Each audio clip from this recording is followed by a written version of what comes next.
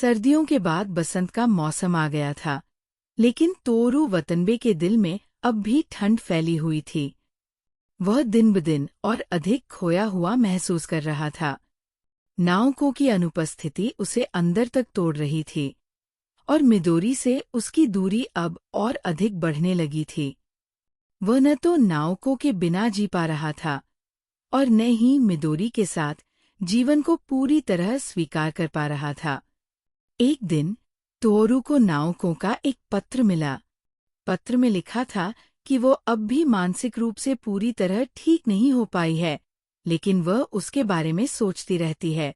नाउको ने अपने शब्दों में एक दर्द छिपा रखा था, जिसे वतनबे अच्छी तरह महसूस कर सकता था।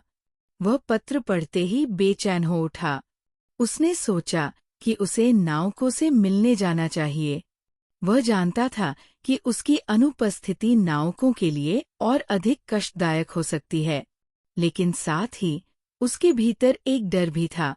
अगर वो नाउको से मिला और उसे वैसा ही टूटा हुआ पाया, तो क्या वो खुद को संभाल पाएगा? तोरू इस उथल-पुथल में इतना खो गया था कि उसने मिदोरी से भी बात करना कम कर दिया था। मिदोरी अब उससे नाराज रहने लगी थी। उसने उसे कई बार बुलाने की कोशिश की, लेकिन तोरू हर बार टालता रहा।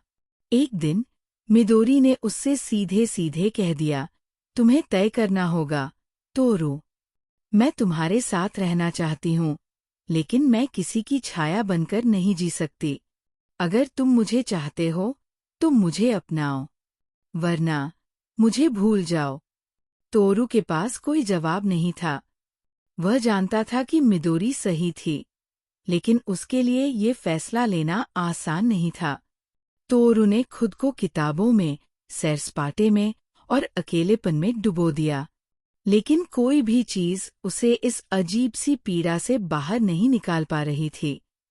उसे ऐसा लग रहा था जैसे वह दो दुनियाओं के बीच अटक गया हो। एक ओर नाउको, जिसकी नाजुक यादें उसे रोक रही थीं, और दूसरी ओर मिदोरी, जो उसे आगे बढ़ने का मौका दे रही थी।